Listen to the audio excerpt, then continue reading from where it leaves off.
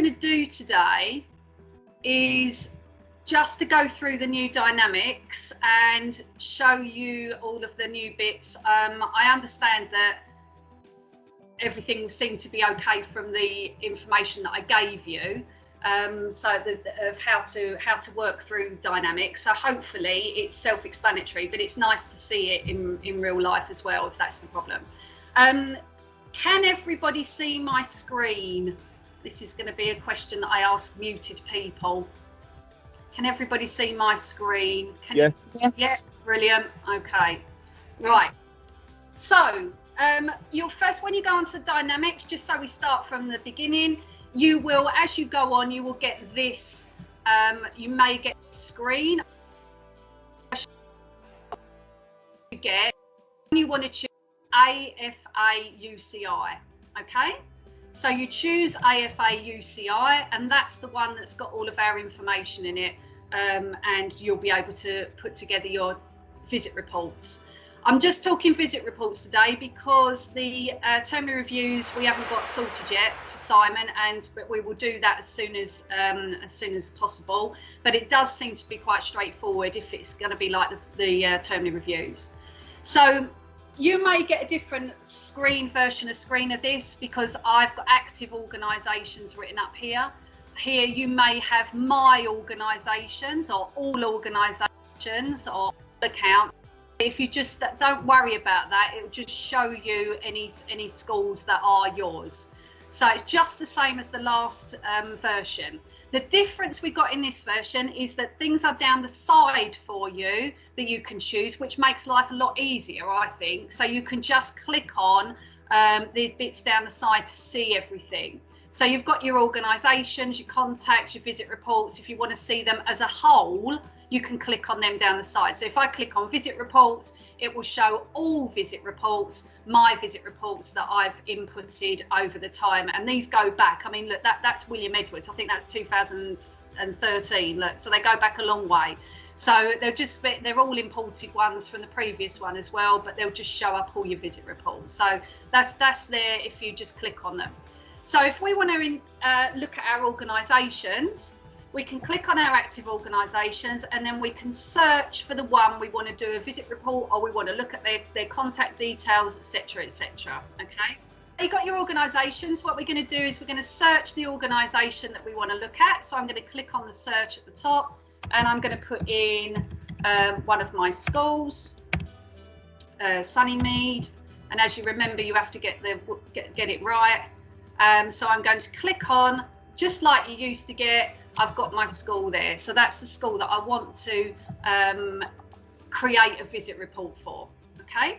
So what the only difference that we've got again from the last one is all our tabs are at the top. Look, so we've got the summary, we've got the contacts details. We click on that, it gives us our contacts there. We've got activities, which will tell us anything that we've emailed them or anything else that's been going on that links to what we've done. So it gives us a timeline of emails, etc.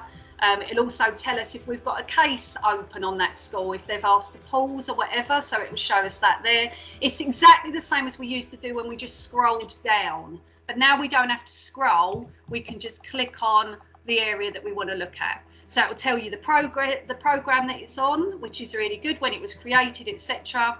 And then the most important bit that we want to do is reports. So I'll click on the reports, and then what will come up is my visit reports that I've inputted and my terminal reviews that I've inputted. Okay. Now you can see here exactly the same as before, whether they're submitted or a draft, and I can open up a draft one and complete it if that was put in at that time. So they're exactly the same as before. If I want to create a new visit report, which is what I want to do here, I'm going to click on new visit report at the top there.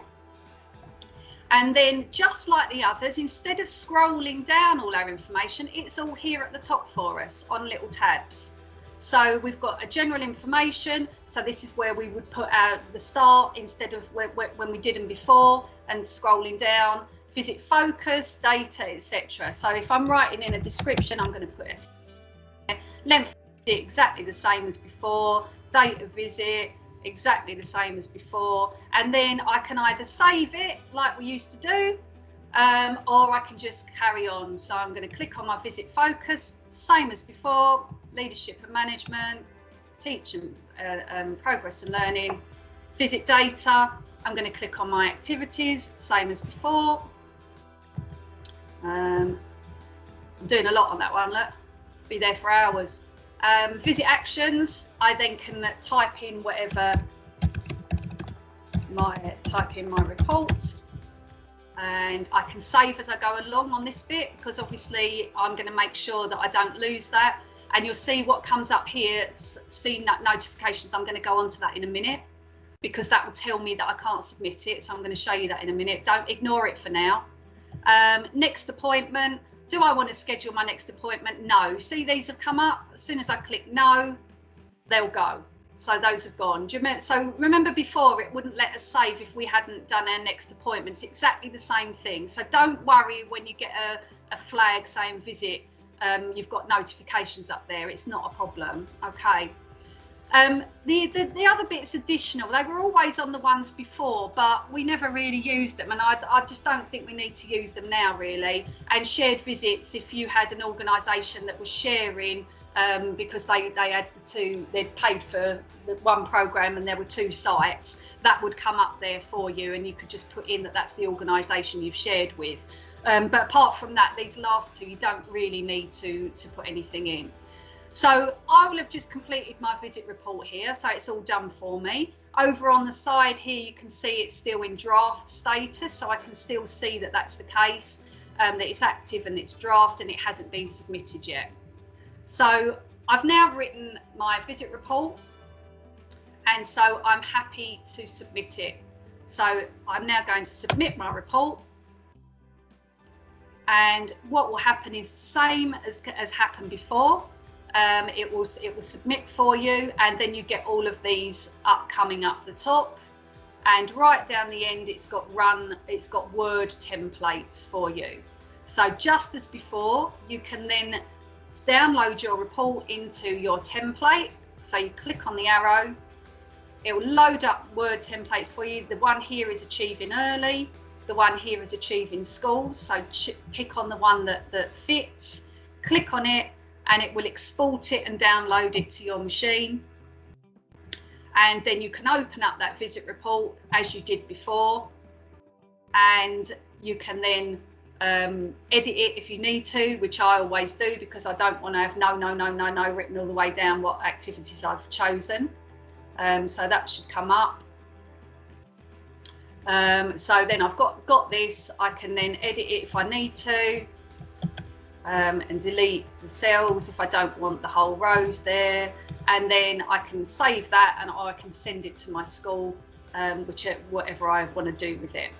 Okay, so once we've got that visit report and it's done, we've saved it, we've closed it, it's submitted, we can see it's submitted, and then to go back, all we need to do is click on this arrow at the top to take us back to our initial summary and our visit reports. And as you can see at the top, there's my visit report there that I've just submitted. If I want to open a draft one and complete that, then I can just click on the visit report like I did before, open it up. I can then edit it, do what I need to do with it, make sure that, remember, the next appointment will always be the one that I need to do. So it might be that I'm now ready to do it and I've completed it. So I can now save it and submit it, and now that becomes a submitted report and no longer a draft, and I can go back to my reports again, and it's now submitted, so I can check all the status is submitted. The only thing that it doesn't do, that I can't do, that we did before, is you remember when you just make it all into one page so you can see them all in one go? I can't seem to do that. If Simon knows how to get it so that they're all on, I can see all my visits in one go, that would be great. But I don't know how to do that at the moment. But you can play about with it if you want to have a check.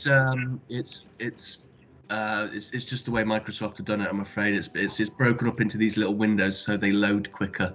Okay. So if that's it probably won't. I mean, I don't think I ever need to do it. It's just when you had to check how many visits you've done and count them through, which it was always helpful just to see them all in one place. But if that's not the case, I don't think it's too big a problem in that situation. So that really is it in a nutshell. That's how you do a visit report. You can always go back to them and create Word templates again from them. You can then go to your contacts and you can do exactly the same as you did before. There's your primary contact there. You can look at your contacts and make sure they're the right ones. You can click on the primary contact and then get all of their contact details. So really it's just a case of having a look round it and making sure that you get an idea of it. That here we've got like just everything is at the top. That comes up a bit, so I've told Simon about that, so it might just be that I can't download the file, but don't worry too much if those things come up unless there's a problem. I think it's the map that doesn't load at the moment, but don't worry too much about those things. Also, just like I said before, if I just show you, if you get an error message, not to panic. Don't panic if you get an error and you can't submit it. So if I then click submit here without putting anything in, which is all the things that I need to put in, if I click submit, look, it comes up here. I need to select at least one focus and activity before submitting it. So it just tells me why it won't let you do it. So don't worry about that. Just read it and it will tell you what the problem is, and then you can add to it, and then you will be able to submit it when you need to. But don't worry too much if you get these little error notices, unless you've done everything that it tells you to do and it still won't let you save it or submit it. Okay, so I'm just gonna discard that one and discard the changes so it's not there. So I can go back, once I've done that visit report, I can then just go back to organisations, and I can have all of my organisations on there, all my active organisations, etc. You can have a little play around, see what you can see what you can search, and just remember that when you are searching for an organisation, if you don't put it exactly right, it won't let you find it. So for instance, I mean, the worst one's St Mary's, because there's a million St Mary's in there. But sometimes if I don't put the in front, so if I put in Bromford School, it will tell me there's no results found. So then I'm like, well, I know that I'm at Bromford School, but my problem is that I'm at the Bromford School. So it won't come up until I've put the. So if you go and search your things, and if you're not spelling it correctly, then that could be a problem. Or the other thing is, if you can't remember, so I've got North Mims. If I can't remember how many M's there are in my North Mims, if I just start typing it at the beginning, it will tell me there's 3. Whereas if I just did one M, because I spelt it wrong, it will come up that it's not there. So there's a few little sort of tweaks around it. So don't be too worried don't panic if you can't see certain things, because it might just be that it's not, that you've spelt one little thing wrong, or you've not put a the, or you've not put a full stop or something where there should be, or an apostrophe. So just be patient with it when you're looking for organisations. If you put a star in, it will act like a wildcard. So if you put star Bromford, for example, it will find the. What? So if I do the star pick like thingy? Yeah, Shift 8. Star. I don't even know where a star is on my. Oh, there it is. 8. Yeah, Shift 8. Shift 8. Right. Brom. Yeah, and then put in Brom.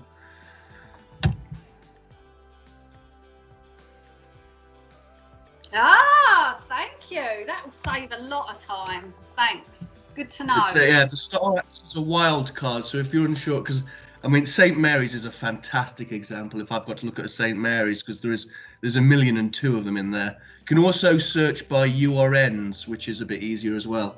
Right. Okay. We couldn't do that on the last one, so that's good that we can do that now. That's all your St Mary's. I mean, it's unreal, really. So you just have to know which URN is. That's my one. So I know that that's my URN, and I can also check that it's the primary contact on there, so I know that it's the right one. So, okay. Has anybody got any questions regarding that, or they want me to go through something else with them? Yeah, it's Pam. Straight in. Hello, Pam. What's happening with your... Well, I think the reason mine wasn't working was I was using the wrong dynamic. So that's... Right, yeah. I've missed that email completely. But when you were on contacts, you had lots of contacts in there. Yeah. Have you entered those? No. The contacts, I'm sure Simon would let you know as well. The contacts are entered by... we paid into something that gave us all the contacts for a school, so it just downloads loads of contacts. A lot of them are maybe not even the right people, so some of these on there I've never met before in my life. You know, this is a head of department for something, I've no idea who they are, but as long as you've got your contacts, your champion and your primary contact is there, then you're all right, and the head teacher.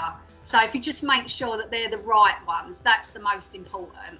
So I think that, yeah, the head teacher's on, if you can see that, the head teacher's the right head teacher, and also the school champion's the right one. The rest of the contacts is just something that gets put on automatically. And can we edit those easily? Because we're often asked to keep them up to date. Yeah, you can edit the contacts. Now, when you do that, hang on a minute, just trying to sort it out for me. I go back to, see, I could just click back to go back to where I want to go to. So if you want to do, you can add a new contact on there, or you can open up a contact and add their information to them. So all you need to make sure is really important for us is that the primary contact is right here. That's really important, and that the head teacher, if that's not the head teacher, that the head teacher is right. So you just need to make sure that that's the case. Sometimes they're locked, so you can't edit them. But if it's wrong and it's locked, then just let either your DSL know or let the IT know that it's wrong. So you just have to make sure that you've got the right role here. So here you can see, look, AFA champion. So if she wasn't a champion, or she was the head teacher or a governor, then I could add that to it, head contact, etc. So once I've done that and I've noticed she's got the champion, I can save it. So like, I've saved that to make sure that that's the right contact. So just make sure that you've got the AFA role and the email there. Okay. Yeah, thanks. You can't really mess it up. So don't really, that famous last words, but don't worry, because you can't really mess it up. You can do it wrong, but as long as you don't save it, or you can delete it afterwards. So don't be frightened to try it. Okay. Anybody else got any questions? Yeah, I have one. Okay. Thanks for this, by the way. This is really useful. With the length of visit, have you got an option now for it to be shorter than half a day? Because with remote visits, they could be 45 minutes or an hour, and you don't want to put one down as a visit if they've only had part of it. We haven't got that option at the moment, but two caveats to that. Firstly, what you can do is you can put on your visit report how long you were there for, although it will come up to show you that it's half an hour, and it will still show that it's half a day on the system. If you can either do two things, you can either add to it as you go along, so until it becomes a half day, or you can just leave it as a visit and just let us get on with it really and deal with it. Now what I would, that's not mine, you see, so I'll show you what you can do as well. The thing that I've always was concerned about is making sure that it's not primary champion, but that's it. When I send the visit report to the school, what they might think is, hang on a minute, if that's my visit report, how long was the visit? Half day? It's like they were only an hour. I just amend it. So I will amend it to a 1 hour virtual meeting. So then at least the school has got the right information, and you can then make sure that you keep that going. As far as we go, as long as you write it on the activities or on the visit actions, then that's helpful. So I think I wrote it on here. It might be here. Look, LC and EW carried out a 1 hour Teams meeting to discuss the way forward in working with the school. So it's on my visit action, even though it might say on my on my thing that I've done a half a day visit. But I can add to it if I want to. Does that answer the question? Yeah, thank you. That was really useful. Thank you. Okay, cool. Anybody else? Hi, Louise. Hello. I've already had a play and submitted a couple of visit reports, but I didn't go in via AFA_UCI. Okay. So, is that a problem? I just took a punt and guessed. Louise, it's Pam again. I've just been in through UCI, and the ones I'd already entered and were only in draft, they're there. So the ones I entered on the old Dynamics are there, and they'll now let me submit them. So everything's sorted. Brilliant. That's great news. That's really good news. That's all sorted then. Yeah. I like to hear. Thank you. Okay. You know, when you get on there, I go into Dynamics from my email. So I know people do it in different ways. So I go onto my email and then just click the ellipsis, this part of it, and then just go onto Dynamics from here. And I know other people do it in different ways. So, you know, as long as you get to the UCI one, whichever way you did it before, just make sure you choose the UCI one. Okay. So just as a caveat, Yeah. the old interface will be disappearing, so you'll only have the UCI soon. Brilliant. So to avoid any confusions, we're just doing parallel at the moment to make sure it's so if we find something wrong with the new one, we can go and look at the old one to see what it was doing, etc. Okay. But once it's all smoothed out, the old one will go away. So there'll be no sort of danger of confusion. Excellent. Okay. Sorry, somebody else wanted to... Hi, Louise. Yeah. Yes. Hi, Louise. I just wanted to ask if is there any way you can attach any other documents to the visit report? Or... No, not at the moment, as far as I'm aware. No, it's one that we've asked quite a few times, but I don't think that our system can do that. Unfortunately, because I know okay, that's fine. Yeah, I just wondered because I was a bit late, so I wondered if I missed something, but that's fine. No, I know what you mean though. Because sometimes you've done a learning walk or you've filled something in. It's quite nice to attach that as you go along. But the thing is, if you just put right in your visit activities that a learning walk was completed and information sent to the school, then at least it's recorded there. Because as long as the school gets it, really, this is for us to just make sure we've got a handle on things. So if you just do submit something else or have completed another document, just make reference to it in your visit report, and then at least we know that it's been done. Yeah. Okay. Yeah, that's fine. I mean, sometimes what I do is I attach it in the email, or put it on the bottom of the Word document that I send off to school. And okay, that's lovely. Thank you. Okay, brilliant. Something I just did then that might be helpful to people when you get this list of all your visit reports. If you just want to have a look at your last visit report, you can see there I went down to the end and I filtered it. So on this submitted bit, I filtered it by newest to oldest. So then I got my newest report at the top that I've just done with you. So then I haven't got my oldest one there, which is okay. So the other thing I can do is I can filter it by any of these things. If I'm a bit concerned that I might not have, put something in, so I can filter it by draft as well if I want to. So I can filter by draft, so I can check there. There's no draft ones there, so that's good. So I can just make sure that I haven't not submitted one. Okay, and then afterwards I can just clear the filter. So if I clear the filter, it will go back to it. So you can use that with anything you do. You can do it by organisation, so you can do it from A to Z for your organisation. So hopefully I'd probably have got Abacus at the top. I can filter it by my Achieving More schools if I want to, or my current programmes. And then all I need to do at the end is just make sure that I dismiss the filter if I've done it differently. So oldest to nearest to oldest, that's usually the good one. Okay.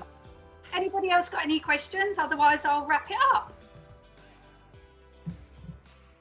Okay. one thing, just so that you know, that when when we start to do the termly reviews, or when they come online, I'll make sure that I get that sorted for you, and I'll do the same thing for you. At the moment, we can't, because of that convoluted way you have to put in a termly review. It's not working, so we're not able to do it at the moment. So, but Simon's working on that, and we'll get it done as soon as we get the opportunity. Okay. Well, if there's no other questions and everybody's happy, then go and fill in visit reports. Go forth and visit and fill in visit reports and enjoy. If you've got any problems, contact me. IT problems, contact Simon. Okay.